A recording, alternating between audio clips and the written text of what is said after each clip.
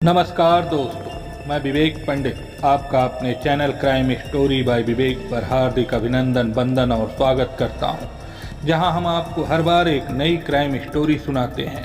अगर आप भी मेरी तरह क्राइम स्टोरी में दिलचस्पी रखते हैं तो हमारे चैनल को सब्सक्राइब करें और बेल आइकन को भी दबाएं, जिससे हमारी हर कहानी आप तक सबसे पहले पहुँचे। दोस्तों, आज की कहानी उत्तर प्रदेश के कानपुर की है।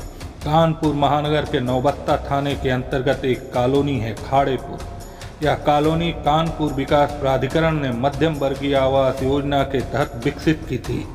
इसी कॉलोनी के बी ब्लॉक में जगराम सिंह अपने परिवार के साथ रहता था। उसके परिवार में पत्नी मीना सिंह के अलावा दो बेटियां ममता और पूजा के अलावा एक बेटा राजकुमार भी था। जगराम सिंह पनकी स्थित एक फैक्ट्री में काम करता था। फैक्ट्री से मिलने वाली तनख्वाह से उसके घर का खर्च आसानी से चल जाता था। बड़ी बेटी ममता की इंटरमीडिएट की पढ़ाई पूरी हो जाने के बाद जगराम सिंह ने उसकी शादी कानपुर के कठा निवासी मनोज से कर दी। मनोज 3 बहनों का इकलौता भाई था। पिता अपनी पुश्तैनी जमीन पर सब्जियां उगाते थे। मनोज उन सब्जियों को टेम्पो से नौबस्ता मंडी में थोक में बेच आता था। इससे अच्छा खासा मुनाफा हो जाता था। मनोज गांव से टेम्पो पर सब्जी लाद कर नौबस्ता मंडी लाता था। नौबस्ता से खाड़ेपुर कॉलोनी ज़्यादा दूर नहीं थी, इसलिए वह हर तीसरे चौथे दिन ससुराल पहुंच जाता था। नई नई शादी हुई हो तो दामाद के लिए ससुराल से बेहतरीन कोई दूसरा घर नहीं होता। इसका एक कारण भारतीय परंपरा भी है। दामाद घर आए तो सभी लोग उसके आगमन से विदाई तक पलक पाँवड़े बिछाए रहते हैं। खूब स्वागत सत्कार होता है। विदाई के समय उपहार भी दिया जाता है। यह उपहार सामान की शक्ल में भी होता है और नकदी के रूप में भी। मनोज की ससुराल में दिल लगाने, हंसी मजाक और चुहल करने के लिए एक जवान और हसीन साली भी थी, पूजा। हालांकि एक साला राजकुमार भी था, मगर मनोज उसे ज़्यादा मुंह नहीं लगाता था। उसकी कोशिश पूजा के आसपास बने रहने और उसके साथ चुहलबाजी, छेड़छाड़ करते रहने की होती थी। पूजा भी उससे खुलकर हंसी मजाक करती थी। दोनों में खूब पटती थी। पूजा के घर वाले पूजा और मनोज की चुहलबाजी को जीजा साली की स्वाभाविक छेड़छाड़ मानते थे और उन दोनों की नोक झोंक पर खुद भी हंसते रहते थे। ससुराल वाले मनोज को दामाद कम बेटा अधिक मानते थे। दरअसल मनोज ने अपने कुशल व्यवहार से अपनी सास व ससुर का दिल जीत लिया था। वह उनके घरेलू काम में भी मदद कर देता था। इसी के चलते वह मनोज पर ज़रूरत से ज़्यादा भरोसा करने लगे थे। मनोज जब ससुराल में ज़्यादा आने जाने लगा तो उसका धंधा भी प्रभावित होने लगा। पिता ने डांटा तो उसके दिमाग में ससुराल का नशा उतरने लगा। जिंदगी की ठोस हकीकत सामने आनी शुरू हुई तो मनोज का ससुराल में जल्दी जल्दी आना जाना बंद हो गया। हाँ, फुर्सत मिलने पर वह ससुराल में हो आता था। पत्नी चाहे जितनी भी खूबसूरत हो, उसका नशा हमेशा नहीं रहता। वह जितनी तेजी से चढ़ता है उतनी ही तेजी से उतरने भी लगता है। शादी के 2 साल बाद ही मनोज को ममता बासी और उबाऊ लगने लगी। पत्नी से मन हटा तो कुंवारी और हसीन साली में मन लगने लगा। तो मनोज ने फिर से ससुराल के फेरे बढ़ा दिए। पर इस बार मनोज का ससुराल आना बेमकसद नहीं था। उसका मकसद थी पूजा। लेकिन ममता को पति के असली इरादे की भनक नहीं थी। वह तो यही समझती थी कि मनोज उसके परिवार का कितना ख्याल रखता है, जो वह उसके माता पिता की मदद करने के लिए उसके मायके चला जाता है। पत्नी के इसी विश्वास की आड़ में मनोज अपना मकसद पूरा करने में लगा था। ससुराल पहुंचने पर मनोज की आंखें साली को ही खोजती रहती थीं। वह पूजा से मौखिक छेड़छाड़ तो पहले से करता था, अब उसने मौका मिलने पर शारीरिक छेड़छाड़ भी शुरू कर दी थी। पूजा को यह सब अजीब तो लगता था, मगर वह जीजा का विरोध नहीं करती थी। वह सोचती थी कि कहीं जीजा बुरा न मान जाए। एक दिन मनोज मर्यादा की हद लांघ गया। उस दिन पूजा के माता पिता कहीं गए थे और भाई राजकुमार अपने दोस्तों के साथ घूमने के लिए निकल गया। घर में केवल पूजा और मनोज ही थे। अच्छा मौका पाकर मनोज ने पूजा को आलिंगन कर लिया। पूजा उसके चंगुल से छूटने को कसमसाई तो वह उसके गालों पर होठ रगड़ने लगा। उसके बाद उसने पूजा की गर्दन को गर्म सांसों से सहला दिया। यह पहला मौका था जब किसी पुरुष ने पूजा को मर्दाना स्पर्श की अनुभूति कराई थी। मनोज के स्पर्श से वह रोमांच से भर गई। इसके बावजूद किसी तरह उसने मनोज को अपने से दूर कर दिया। पूजा ने नाराजगी से मनोज को देखते हुए कहा, जीजा, पिछले कुछ दिनों से मैंने नोट किया है कि तुम कुछ ज़्यादा ही शरारत करने लगे हो। तुमने सुना ही होगा कि साली आधी घरवाली होती है। मनोज ने भी बेहयाई से हंसते हुए कहा, तो मैं तुम पर अपना अधिकार क्यों न जताऊं?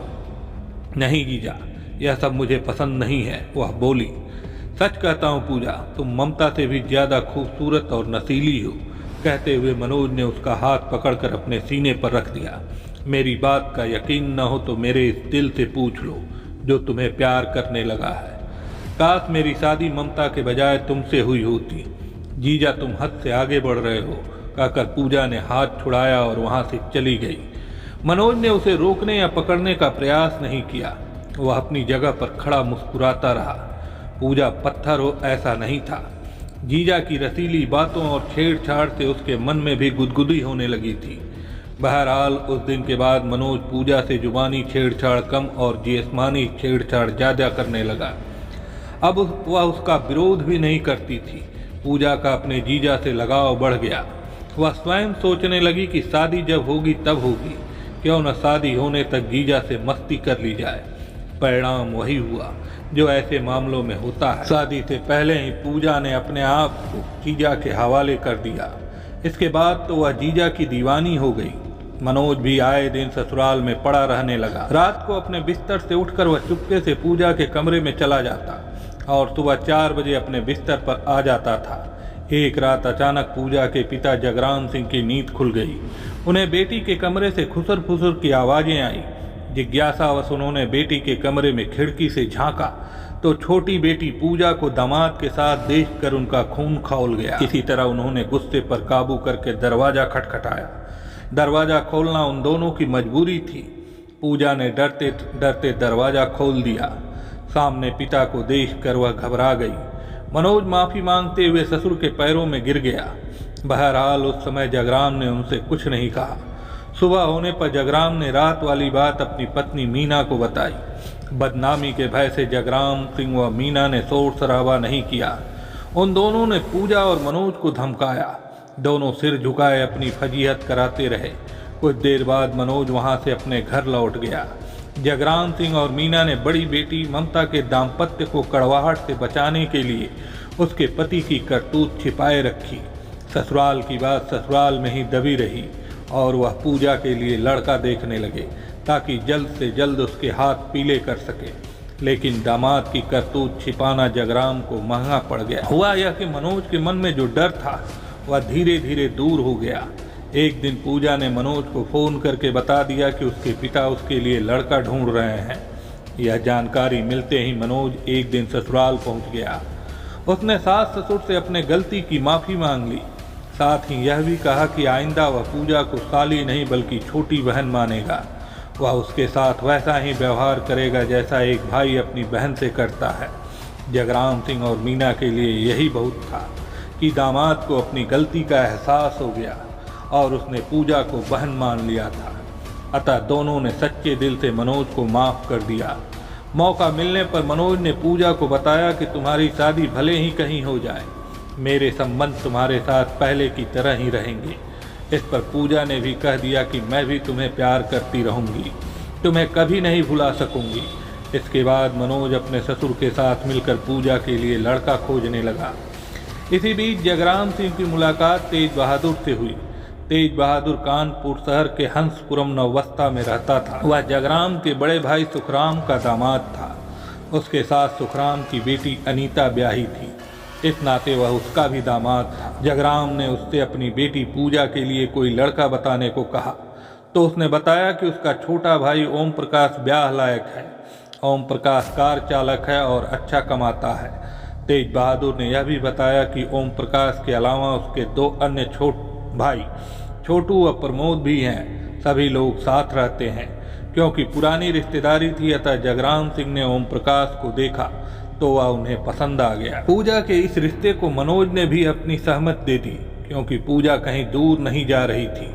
आपसी सहमत के बाद जगराम सिंह ने 16 फरवरी 2016 को पूजा का विवाह ओम प्रकाश के साथ कर दिया। शादी के बाद पूजा अपनी ससुराल हंसपुरम पहुंच गई। पूजा खूबसूरत थी इसलिए ससुराल में सभी ने उसकी सुंदरता की तारीफ की। ओम प्रकाश भी खूबसूरत बीबी पाकर खुश था। क्योंकि पूजा और अनीता चचेरी बहनें थीं और एक ही घर में दोनों सगे भाइयों को ब्याही थीं, इसलिए दोनों में खूब पटती थी। पूजा ने अपने व्यवहार से पूरे परिवार का दिल जीत लिया था। वह पति के अलावा जेठ तेज बहादुर तथा देवर प्रमोद व छोटू का भी पूरा ख्याल रखती थी। पूजा ससुराल चली गई तो मनोज उससे मिलने के लिए छटपटाने लगा। आखिर जब उससे नहीं रहा गया तो उसने पूजा से बात की। फिर वह उसकी ससुराल जा पहुंचा। क्योंकि मनोज ओम प्रकाश का साढ़ू था, सो सभी ने उसकी आव भगत की। इस आव भगत से मनोज गदगद हो उठा। इसके बाद वह अक्सर पूजा की ससुराल जाने लगा। आते जाते मनोज ने पूजा के जेठ तेज बहादुर से अच्छी दोस्ती कर ली। दोनों की साथ साथ महफिल भी जमने लगी। मनोज जब भी पूजा के ससुराल पहुंचता तो वह उसके आसपास ही घूमता रहता था। वह उससे खूब हंसी मजाक करता और ठहाके लगाकर हंसता। उसकी द्व्यर्थी बातों से कभी कभी पूजा तिलमिला भी उठती थी और उसे सीमा में रहने की नसीहत दे देती। ओम प्रकाश को साढ़ू का रिश्ता पसंद नहीं था और न ही उसे मनोज का घर आना और पूजा के साथ हंसी मजाक करना अच्छा लगता था। वह मन ही मन कुढ़ता था, लेकिन विरोध नहीं जता पाता था। एक रोज ओम प्रकाश ने मनोज के आने जाने को लेकर अपनी पत्नी पूजा से बात की और कहा कि उसे आए दिन मनोज का यहाँ आना जाना पसंद नहीं है। ना मैं उसके घर जाऊँगा और ना ही वह हमारे घर आया करे। मुझे उसकी बेहुदा बातें और भद्दा हंसी मजाक बिल्कुल पसंद नहीं है। तुम उसे यहाँ आने से साफ मना कर दो। लेकिन पूजा ने मनोज को मना नहीं किया। वह पहले की तरह ही वहाँ आता रहा, बल्कि अब वह कभी कभी रात को वहाँ रुकने भी लगा था। मनोज की गतिविधियां देखकर ओम प्रकाश का माथा ठनका। उसके दिमाग में शक का कीड़ा कुलबुलाने लगा। उसने गुप्त रूप से पता लगाया तो जानकारी मिली कि शादी के पहले से ही पूजा और मनोज के बीच नाजायज संबंध थे। ओम प्रकाश ने जब इस बारे में पूजा से बात की तो कड़वी सच्चाई सुनकर पूजा उखड़ गई। उसने साफ कहा कि उसके और जीजा के बीच कोई नाजायज संबंध नहीं थे और ना है। कोई उन दोनों को बदनाम करने के लिए इस तरह की बातें कर रहा है। पूजा ने भले ही कितनी सफाई देने की कोशिश की, लेकिन उसके पति के दिमाग में तो शक का बीज अंकुरित हो चुका था। नतीजा यह हुआ कि इन बातों को लेकर उनके घर में कलह होने लगी। कभी कभी कहा सुनी इतनी बढ़ जाती कि नौबत मारपीट तक आ जाती थी। इस कलह की जानकारी मनोज को हुई तो उसने पूजा की ससुराल जाना बंद कर दिया। लेकिन पूजा के जेठ तेज बहादुर से उसने नाता नहीं तोड़ा और दोनों घर के बाहर महफिल जमाते रहे। पूजा का घर आना जाना बंद हुआ तो पूजा खिन्न रहने लगी। वह अपने पति से बात बेबात झगड़ने लगती। दोनों के बीच दूरियां भी बढ़ने लगी। इसका परिणाम यह हुआ कि ओम प्रकाश ने शराब पीनी शुरू कर दी। वह देर रात नशे में चूर होकर घर लौटता तो आते ही पत्नी को गालियां बकनी शुरू कर देता था। उस पर चरित्रहीनता का लांछन लगाता। पूजा कुछ बोलती तो वह उसकी पिटाई कर देता था। पूजा की चीख पुकार सुनकर उसके जेठ तेज बहादुर बीच बिचाव करने आता तो ओम प्रकाश बड़े भाई से भी भिड़ जाता था। इतना ही नहीं, वह उसके साथ भी मारपीट करने लगता। घर की कला और रोज रोज की मारपीट से आज ही जाकर शादी के 1 साल बाद पूजा मायके आकर रहने लगी। कुछ दिन बाद पति ओम प्रकाश उसे मनाने आया, लेकिन पूजा ने ससुराल जाने से साफ मना कर दिया। अधिकांश माँ बाप को बेटी के गुस्से में ससुराल छोड़कर आना अच्छा नहीं लगता। जगराम सिंह और मीना को भी यह अच्छा नहीं लगा। उन्होंने पूजा को समझाया, परंतु पूजा ने साफ कह दिया कि वह जहर खाकर मर जाएगी पर ससुराल नहीं जाएगी। इसके बाद माँ बाप भी बेबस हो गए। जब मनोज को पता चला कि पूजा गुस्से में ससुराल से मायके आ गई है तो उसकी खुशी का ठिकाना नहीं रहा। उसने ससुराल आकर पूजा से मुलाकात की। उसने पूजा द्वारा उठाए गए कदम को सही ठहराया और उसकी हर संभव मदद करने का भरोसा दिया। पूजा की मदद के बहाने मनोज अब फिर ससुराल आने लगा। उसने फिर से पूजा से नाजायज संबंध बना लिए। ओम प्रकाश ने पूजा को जितना प्रताड़ित किया था वह उसके बदले उसे सबक सिखाना चाहती थी। इसके लिए उसने जीजा मनोज के सहयोग से नौबस्ता थाने में पति ओम प्रकाश के खिलाफ दहेज उत्पीड़न की रिपोर्ट दर्ज करा दी। पुलिस ने ओम प्रकाश को दहेज उत्पीड़न के आरोप में गिरफ्तार कर जेल भेज दिया। ओम प्रकाश कुछ दिनों बाद किसी तरह जमानत कराकर जेल से बाहर आ गया। जमानत मिलने के बाद ओम प्रकाश ने बड़े भाई तेज बहादुर पर मामले को रफा दफा करने का दबाव डाला, लेकिन तेज बहादुर ने साफ मना कर दिया। तब ओम प्रकाश ने बड़े भाई से जमकर झगड़ा और मारपीट की। तेज बहादुर उसकी ससुराल वालों के पक्ष में था। पूजा को लेकर दोनों भाइयों के बीच रंजिश बढ़ गई। हाँ, इतना जरूर था कि ओम प्रकाश की बहन उषा तथा भाई छोटू व प्रमोद उसके पक्ष में थे और उसकी हर संभव मदद करते थे। ओम प्रकाश दहेज उत्पीड़न का मुकदमा वापस लेने के लिए पत्नी पर भी दबाव डाल रहा। वह उसे हर तरीके से ठीक प्रकार से रखने का आश्वासन भी दे रहा था, लेकिन पूजा उसकी बात नहीं मान रही थी। पूजा ने पति से साफ कह दिया कि उसे उस पर भरोसा नहीं रहा, इसलिए वह मुकदमा वापस नहीं लेगी। ओम प्रकाश को शक था कि पूजा को उसका जीजा मनोज ही भड़का रहा है, जिससे वह उसकी बात नहीं मान रही है। पूजा ने पति की बात नहीं मानी तो ओम प्रकाश ने दूसरा रास्ता निकाला। अब वह जब भी ससुराल जाता तो नशे में धुत होता। वह घर में देखता कि कहीं मनोज तो पूजा के साथ रंगरेलियां मनाने नहीं आया है। पूजा रोकती टोकती तो वह उसे गाली बकता। उसका साला राजकुमार कुछ कहता तो वह उसकी पिटाई कर देता। इससे राजकुमार को भी ओम प्रकाश से नफरत हो गई। ऐसे ही एक रोज ओम प्रकाश ससुराल पहुंचा तो घर के अंदर मनोज था। ओम प्रकाश को शक हुआ कि सूने घर में मनोज पूजा के साथ रंगरेलियां मना रहा होगा। उसने खा जाने वाली नज़रों से मनोज को देखा, फिर पूजा को बुरी तरह मारा पीटा। इसके बाद उसने मनोज को घर से चले जाने को कह दिया। हमारा तुम्हारा रिश्ता साढ़ू का है, तुम पूजा की बहन के सुहाग हो, इसलिए बख्श रहा हूँ। कोई दूसरा होता तो कमरे से उसकी लाश बाहर जाती। कान खोलकर सुन लो, आइंदा पूजा से मिलने की जुर्रत मत करना, वरना ठीक नहीं होगा। मनोज को गुस्सा तो बहुत आया, लेकिन वह अपराध बोझ से सिर झुकाए चला गया। उसी शाम मनोज के मोबाइल पर पूजा का फोन आया। मैं तो तुम्हें बड़ा तीसमार खां समझती थी, पर तुम तो नामर्द निकले। ओम प्रकाश मुझे पीटता रहा और तुम खड़े खड़े तमाशा देखते रहे। तुम्हें तो उसे वहीं पटक कर जान से मार देना चाहिए था। पूजा की ललकार से मनोज की मर्दानगी जाग गई। खुद का अपमान भी उसे याद आने लगा। गुस्से से तिल मिलाकर वह बोला, मैंने ओम प्रकाश को इसलिए छोड़ दिया क्योंकि वह तुम्हारा पति है। तुमने मेरी मर्दानगी को ललकारा है, इसलिए अब मैं उसे जान से मार कर ही तुम्हें मुंह दिखाऊंगा। हाँ, मार दो। पूजा ने गुस्से की आग में घी डाला। जब तक ओम प्रकाश नहीं मरेगा मेरा कलेजा ठंडा नहीं होगा। इसके बाद मनोज ने ओम प्रकाश की हत्या की योजना बनाई। इस योजना में उसने अपने साले राजकुमार तथा ओम प्रकाश के बड़े भाई तेज बहादुर को भी शामिल कर लिया। क्योंकि ओम प्रकाश कई बार तेज बहादुर को पीट चुका था और उसे बेइज्जत भी किया था, इसलिए वह भाई की हत्या में मनोज का साथ देने को राजी हो गया। राजकुमार को भी अपनी बहन की प्रताड़ना और बेइज्जती बर्दाश्त नहीं हो रही थी, इसलिए वह भी उसका साथ देने को राजी हो गया। 6 नवंबर 2018 को तेज बहादुर ने रात 8 बजे मनोज को मोबाइल पर फ़ोन करके बताया कि ओम प्रकाश विदन में पप्पू रिपेयरिंग सेंटर में अपनी मोटरसाइकिल ठीक करा, वहाँ से वह बहन उषा के घर पतारा जाएगा। तुम पहुँचो पीछे से, मैं भी आ रहा हूँ। आज उचित मौका है।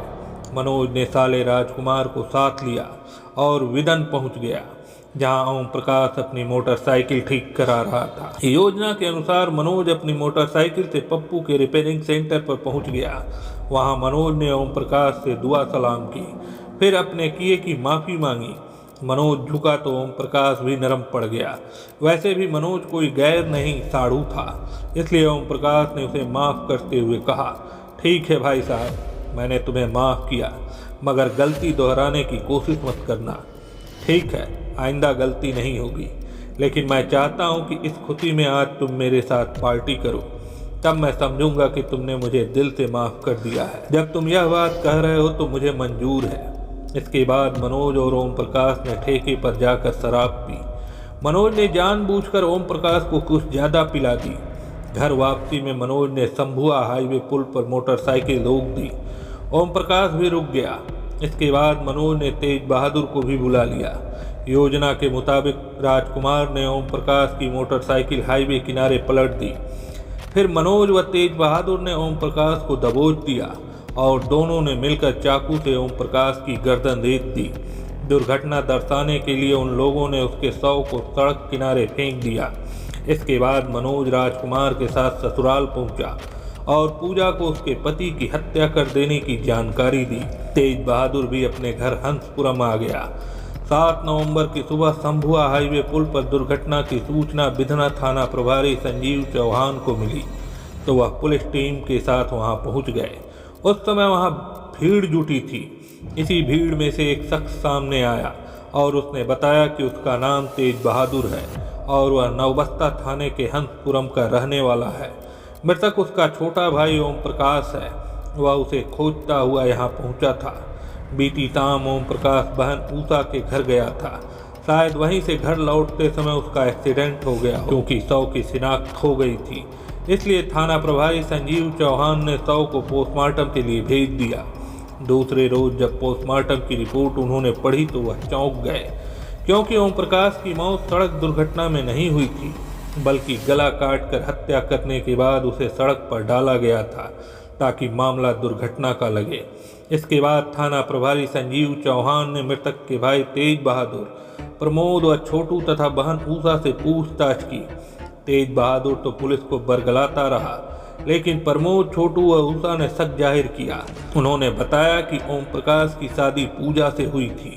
पूजा का अपने बहनोई मनोज से नाजायज संबंध थे। ओम प्रकाश इसका विरोध करता था। पूजा नाराज होकर मायके चली गई थी। इतना ही नहीं, उसने भाई के खिलाफ दहेज उत्पीड़न का मामला दर्ज करा दिया था। उन्होंने कहा कि मनोज व पूजा ने ही भाई की हत्या की है। मनोज शक के घेरे में आया तो थाना प्रभारी संजीव चौहान ने उसे थाने बुलवा लिया। जब उससे सख्ती से पूछताछ की गई तो वह टूट गया। मनोज ने ओम प्रकाश की हत्या का जुर्म कबूल कर लिया।